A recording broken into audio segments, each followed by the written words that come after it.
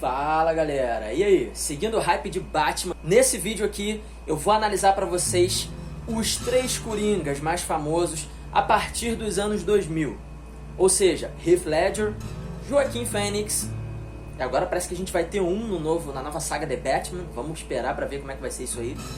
Teria o de Gotham, mas eu não assisti Gotham, então não vai dar, infelizmente. Mas eu vou dar uns pitacos nos outros Coringas aí, de repente um Jared Leto, vamos ver. Fica nesse vídeo pra você ver até o final e descobrir qual foi, afinal, o Coringa mais louco do cinema. Bora! Então vamos lá, galera. Seguindo esse hype aí, aproveitando que o Batman tá em alta, eu tive inspiração pra fazer mais esse vídeo aqui pra vocês. Foi uma ideia que bateu na minha cabeça. Se a gente fosse parar pra analisar, qual será que foi o Coringa mais insano de todos? Ou melhor, eu sei o que vocês querem saber no fim das contas, né? Entre os dois melhores aí, né, que são Joaquin e Heath, qual seria entre eles dois, afinal, o que foi mais longe na insanidade e nos atos maléficos do palhaço do crime? Vamos pegar aí as realizações de cada um. Se a gente fosse pegar, vamos começar pelo Heath Ledger. Aliás, tem um vídeo dele aqui no canal, uma análise completa do comportamento e das estratégias dele do crime naquele filme do Cavaleiro das Trevas, que pra mim é o melhor filme de heróis já feito. Eu vou deixar ele aqui em cima, clica no card que vai aparecer aí, pra você continuar entendendo cada vez mais a fundo a psicologia do Coringa do Heath Ledger.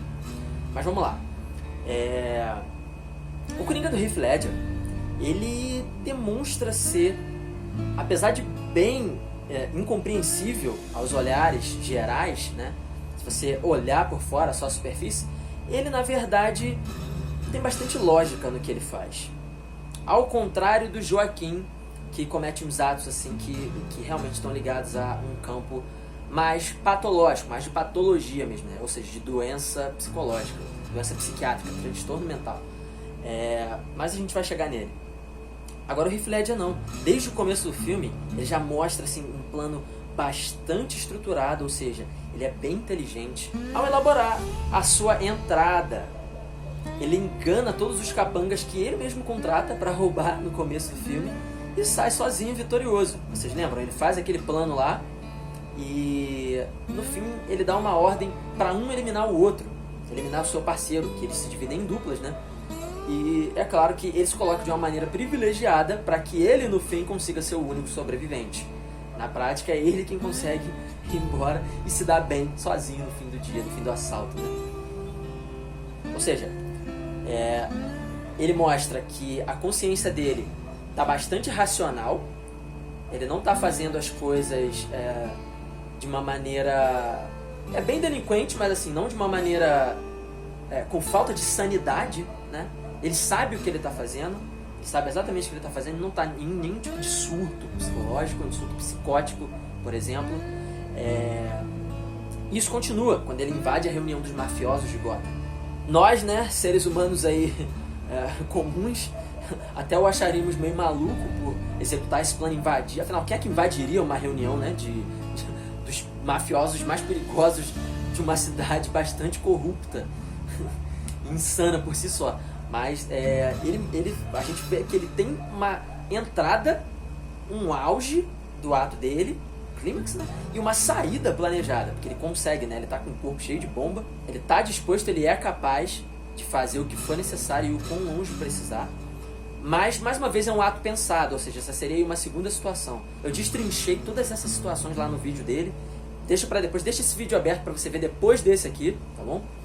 Você não vai se arrepender.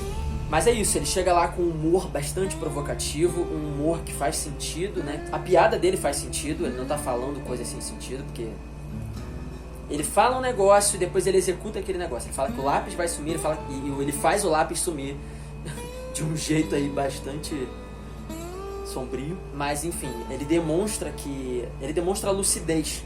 Esse é o meu ponto. No fim, ele parece mais desregulado em termos emocionais mesmo.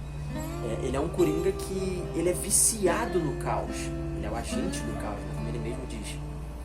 E é como o Alfred diz, né? No fim, alguns homens só querem ver o circo pegar fogo.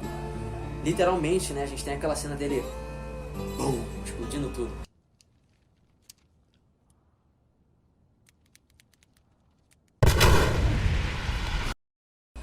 Então, ele é viciado. Se a gente fosse analisar, eu diria que em emoções muito fortes, emoções eufóricas.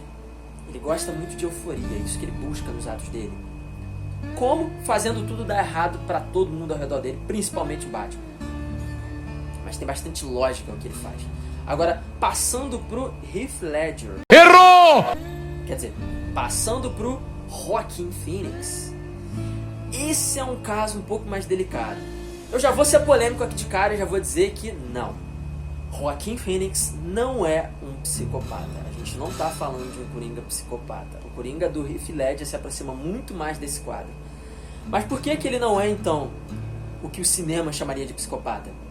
Porque, clinicamente falando, né, na psicologia ou na psiquiatria, cientificamente falando, a gente diria que alguém é psicopata. A gente não usa esse termo, tá?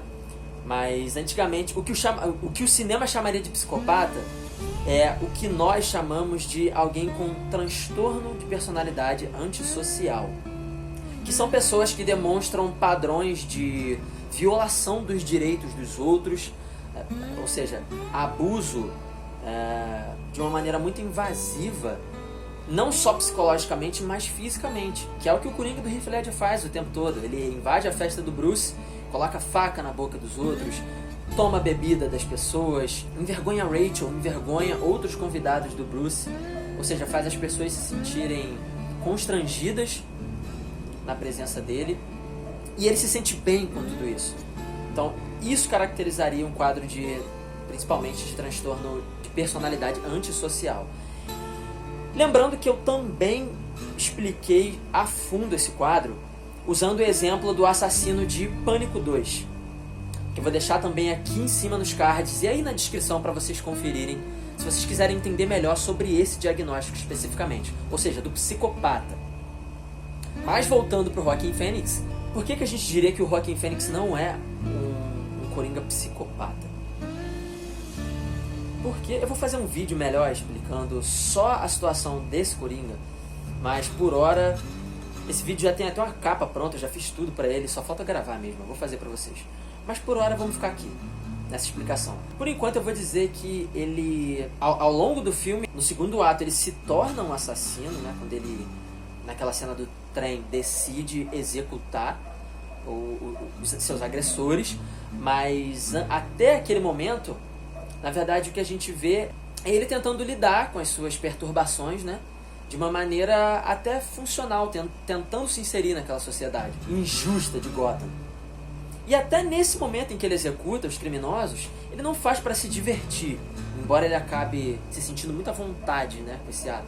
Muito mais à vontade do que pessoas que não têm tendências homicidas. Ele se sente até bem, eu diria. Mas assim, ele não executa por diversão, ele executa os caras para se defender, porque ele estava sendo agredido. Só que na verdade a gente percebe que tem mais coisa por trás desse Coringa. Ele não está simplesmente cometendo crimes por Gotham, conseguindo seguidores, criando a sua seita, por assim dizer. Não, ele na verdade a gente descobre que ele está alucinando, ele está tendo delírios, até com aquela namorada, aquela vizinha dele, tanto visuais quanto auditivos. Ele tem delírios erotomaníacos, que é quando a gente acha que alguém está apaixonado pela gente, ou quer ter algum tipo de interação afetiva / sexual com a gente, que é com o caso da namorada, que nem tá lá no fim das contas, é um delírio, ou seja, ele tá vendo uma coisa que não tá lá, tá escutando falas que não estão lá, ou seja, sons que são da realidade da mente dele,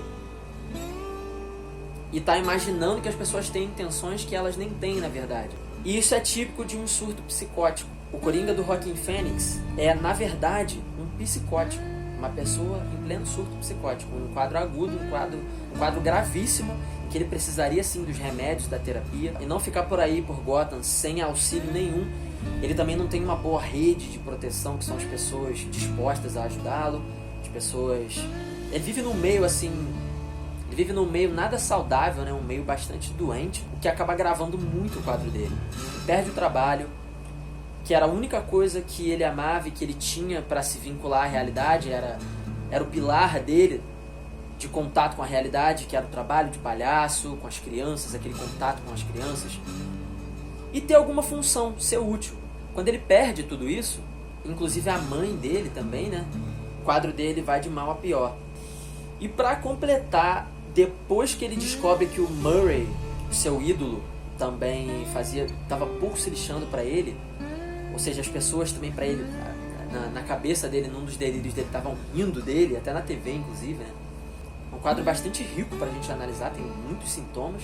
O surto fica muito pior e junta com as tendências homicidas dele, né? Na verdade, com os atos já concretizados de homicídio que ele comete, ele se torna alguém realmente muito perigoso.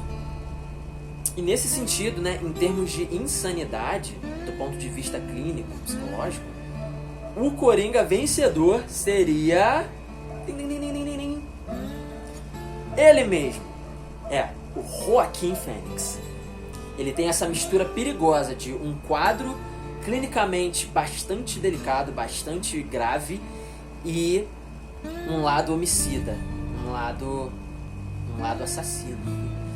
Enquanto que o Coringa do Heath Ledger demonstra ser muito mais calculista no que ele está fazendo.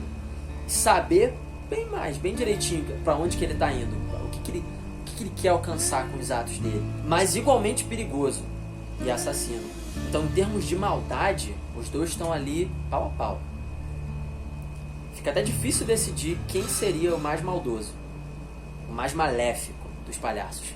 Agora, já o Jared Leto, por outro lado, a Warner decidiu sabotar e a gente não teve muitas imagens dele para analisar. Mas dos Coringas dos anos 2000, tirando da série que eu não assisti, ele seria o mais fichinha. Inevitavelmente, mesmo que a gente não tenha visto muitas cenas dele, ele parece ser só um palhaço do crime. Ele parece ser mais um criminoso ganancioso do que qualquer outra coisa. O que nos leva de volta ao Coringa vencedor, que é o Joaquin Phoenix. Em termos de qual o Coringa mais louco do cinema, mais insano, nesse sentido de quem teria um quadro mais complicado, por assim dizer. Porque os dois foram bem longe, né? Tanto Heath Ledger quanto o Joaquin Phoenix. E aí eu vou deixar pra vocês a resposta.